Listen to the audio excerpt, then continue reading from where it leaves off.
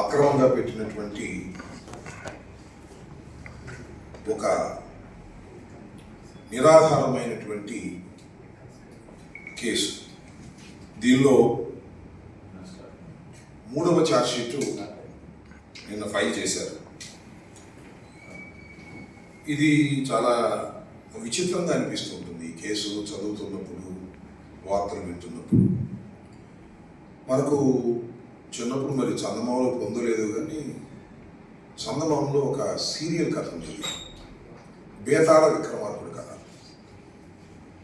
చెట్టు మీద శవాన్ని భుజాన వేసుకుని ఎప్పటిలాగా మౌనంగా విక్రమార్కుడు శ్మశానం తీసి నడవసాగాడు. దానిలో ఉన్న బేతాళుడు రాజా అని ఒక కథ చెప్తాడు. ఈ కథకు సమాధానం తెలిసి కూడా నువ్వు చెప్పకపోయావంటే నీ శిరస్సు 1000 మొక్కలు అవుతుంది అని చెప్తాడు. ఆ కథ చెప్పిన తర్వాత ఒక ప్రశ్న వేస్తాడు, ఆ ప్రశ్నకు సమాధానం చెప్తాడు. మళ్ళా శవం వెళ్ళి చెట్టు మీద ఎలాడుతుంది. మళ్ళా విక్రమార్కుడు మళ్ళా శవాన్ని భుజాన్ని వేసుకుని మళ్ళా దిగుతాడు. మళ్ళీ ఒక కథ. ఇదంతా రొటీన్గా సీరియల్ లాగా జరుగుతూనే ఉంటుంది. చందమామ బొమ్మల పుస్తకం, కథల పుస్తకం ఉన్నంత కాలం ఈ బేతాళ విక్రమార్కుడి కథ నడుస్తూనే ఉంటుంది, ఎక్కడ ఎండింగ్ ఉండదు. ఆ విధంగా ఇది ఈ కథ. 1వ ఛార్జ్షీటు, 2వ ఛార్జ్షీటు, 3వ ఛార్జ్షీటు, ఇలా ఛార్జ్షీట్లు వేసుకుంటూ వెళ్తున్నారు. దీని యొక్క ప్రధానమైన ఉద్దేశం ఏంటో ఇప్పటికే చదివే వారికి, విజ్ఞులకి, రాష్ట్ర ప్రజానీకానికి చాలా క్లియర్గా అర్థమై ఉంటుంది. అదేంటంటే జగన్మోహన్ రెడ్డి గారికి సన్నిహితంగా మెరిగిన వారిని, లోకేష్ గారికి, చంద్రబాబు నాయుడు గారికి కక్ష ఉన్న వాళ్ళని ఈ కేసులో గుచ్చి జైల్లో పెట్టడం, ఆ జైలు నుంచి బయటకు రాకోకుండా నిర్బంధించేటటువంటి కార్యక్రమం సుదీర్ఘకాలం, ఎంతకాలం అయితే అంతకాలం చేసేటటువంటి కార్యక్రమం చేయటం అనేదే దీని ఉద్దేశం.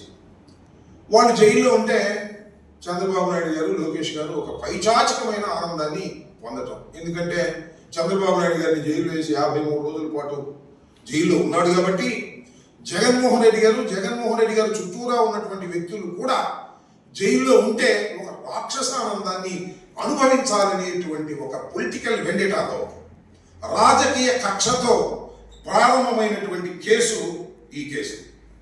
దీనిలో సరే చాలా మందిని పెట్టారు, ఒక 3-4 బెయిల్ మీద బయటకు కూడా వచ్చినటువంటి విషయం మీ అందరికీ తెలుసు. ఆ బెయిల్ మీద ఎందుకు బయటకు వచ్చారో కూడా అందరికీ విఘ్నులైనటువంటి వారికి తెలుసు.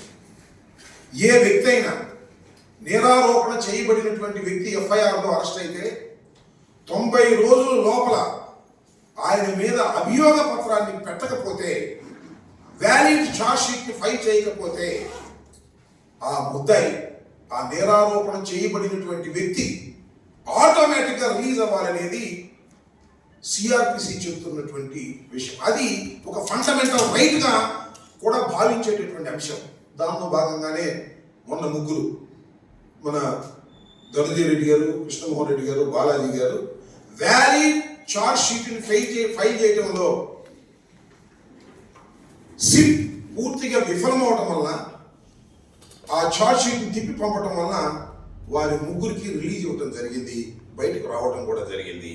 తర్వాత అది బయటకు రావడం తప్పని హైకోర్టులో ఫైల్ చేశారు, అది పెండింగ్లో ఉంది. దానికి మా వాదనలు వినిపించేటటువంటి కార్యక్రమం చేస్తాం. ఏంటంటే ఒక దిశగా లోపల పెడితే వాడు ఎంత కాలమైనా దానిలో ఉంచే విధంగా కార్యక్రమాలు చేయాలనేటువంటి ఒక దురుద్దేశంతో కూడుకున్నటువంటి కేసు ఇది. ఒక అభూత కల్పనలు. ఆ కథలు చదువుతూ ఉంటే చాలా విచిత్రంగా ఉంటాయి. ముఖ్యంగా ఈనాడు, ఆంధ్రజ్యోతిలో రాస్తున్న ఫ్రంట్ పేరు రాస్తారు ఈ కథ. ఒక్కోసారి ఒక కథ రాస్తుంటారు. ఆ కథలు చాలా ఆసక్తికరంగా ఉంటాయి. కారణం ఏంటంటే అవన్నీ కల్పిత కథలు, వాస్తవంగా జరిగినటువంటి కథలు కాదు. కాబట్టి వాళ్ళ కవితా ధోరణి అనండి, లేకపోతే ఆ రచనా ధోరణి అనండి చాలా అద్భుతంగా ఉంటుంది. సరే, ఒకదాని కూడా పొంతన కుదరదు అనుకోండి. ఆ పొంతన కుదరదని చెప్పేసి మొన్న ఫస్ట్ ఛార్జ్షీట్ని న్యాయస్థానం తిప్పి పంపించింది. మన తర్వాత ఏదో సరి చేసి మన పంపించేటటువంటి కార్యక్రమం చేశారు. దీనిలో చెవిరెడ్డి గారు అబ్బాయి, చెవిరెడ్డి గారి కుటుంబాన్ని, చెవిరెడ్డి గారిని వ్యక్తిత్వ హననం చేయటం కోసం వారు పడుతున్నటువంటి తాపత్రయం చూస్తే నాకు చాలా బాధేస్తుంది. ఎందుకంటే చెవిరెడ్డి భాస్కర్ రెడ్డి చాలా మంచి వ్యక్తి, ఆయన విపరీతమైన దైవభక్తుడు, శివకు కూడా హాని చేయనటువంటి వ్యక్తి. సరే, రాజకీయాల్లోకి వచ్చాడు, తోడా చైర్మన్గా చేశాడు, శాసనసభ్యుడిగా చేశాడు, మొన్న పార్లమెంట్కి నిలబడ్డాడు, ఓటమి పాలయ్యాడు. రాజకీయాల్లో ఓటములు సహజంగా జరుగుతూ ఉంటాయి. అలాంటి వ్యక్తిని ఏదో ఒక విధంగా వేధించాలి. ఎందుకు వేధించాలి? జగన్మోహన్ రెడ్డి గారిని కనిపెట్టుకుని ఉంటున్నాడు. ఆ రోజు రాజశేఖర రెడ్డి గారిని కనిపెట్టుకుని ఉన్నాడు. రాజశేఖర రెడ్డి గారు ఏది ఆదేశిస్తే అది చేశాడు, జగన్మోహన్ రెడ్డి గారు ఏది ఆదేశిస్తే అది చేస్తున్నాడు అనేటువంటి కక్ష కార్పణ్యంతో ఇవాళ చెవిరెడ్డి భాస్కర్ రెడ్డి గారిని వ్యక్తిత్వంగా హననం చేయాలి, బురద చల్లాలి అనేటువంటి కార్యక్రమం. ఎందుకంటే చెవిరెడ్డి భాస్కర్ రెడ్డి గారితో నాకు 20 సంవత్సరాల పైచిలకు పరిచయం ఉంది.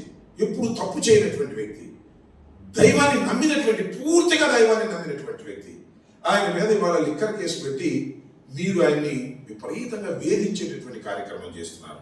ఆయనే కాదు, ఆయన కుటుంబాన్ని కూడా వేధించాలని, ఆయన కుమారుణ్ణి కూడా దీనిలో పెట్టాలనేటువంటి ప్రయత్నం చేస్తున్నారు. సరే, రాజకీయాల్లోకి వచ్చిన తర్వాత కొంతమంది వ్యాపారాలు చేసుకుంటారు, కంపెనీలు ఓపెన్ చేస్తారు.